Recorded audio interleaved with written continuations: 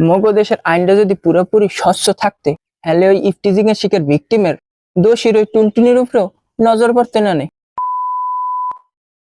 হে deer মাস্কলাবার, বঙ্গদেশে গাড়ের উপরে মরার খারাপ পুরুষ জাতির এবার মোর এই কস্টিউম ডিজাইন দেখে কি কিছু মনে হইতেস?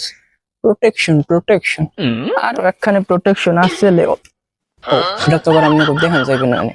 তাই বর্তমান বঙ্গদেশে পুরুষ গ্রুপে যা শুরু হইতে আছে, হ্যাঁ তো এইসব প্রোটেকশন ছাড়া বাইরে যাওয়ান আসলেই দায় হয়ে উঠতে আস।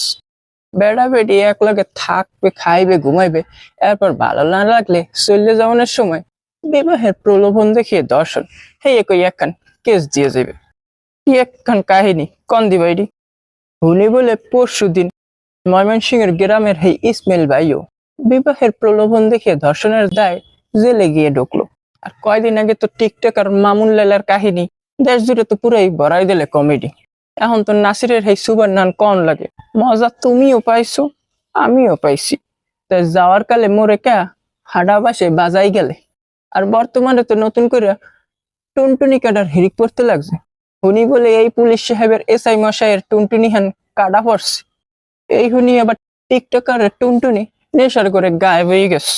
আর বিগত দিনে তো কেউ কেউ আবার টুনটুনি হান কাটটা ময়লার জুড়িতেও চালান করিয়া দেওয়ান ধরছেলে। আর মানে বিষয় হানালে কি দাঁড়াইলে আর এর সমাধানই বা কেমন হইবে?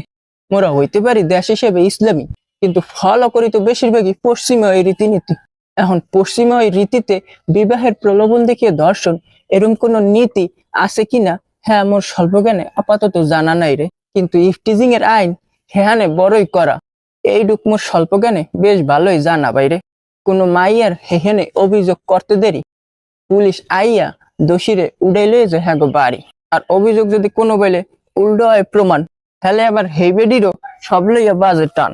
এখন সর্বসাকুল্যে মগো দেশের বিষয় হানহালে কি দাঁড়াইলে মগো দেশের আইনটা যদি পুরোপুরি স্বচ্ছ থাকতে, হলে ওই ইফটিজিং এর শিকার ভিকটিমের দোষীর ওই টুনটুনির উপরেও নজর পড়তে না নেই। আর বিবাহের প্রলোভন দেখে ধর্ষণের মতো ফাত্র অভিযোগও দপে টেকতে না নেই। এখন ইফটিজিং এর শিকার ভিকটিম এ তো জানে মগো দেশের আইনের ভরসায় নাই, মানে এলেগে নিজেই যে রাগ জারে দোষীর ওই টুনটুনির উপরে। কিন্তু দিন শেষে তো এটাও সঠিক কোনো বিচার না ভাই। একজনের বিকলাঙ্গ করার অধিকারও তো আমনের কেউ দেয় নেই।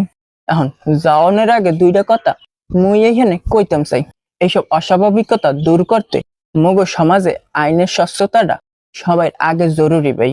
তখন ইফটিজারও আর সাহস করবে না ইফটিজিং এর অন্যায় করতে, আর ভিকটিমেরও নজর পড়বে না দোষীর ওই টুনটুনির উপরে। এরপরে যদি কোনো বাইলে কোনো বেডির নিজের দোষে কেউ রঙ্গ হানি ঘটে, হেলে জানি এবার এই বেডিরও হাসির রশি গলায় ওড়ে। স্টে টিউন, স্টে সেফ, ভালো থাকেন সবাই। আইজ গুন্নান গেলাম, লাভ ইউ অল, বাই।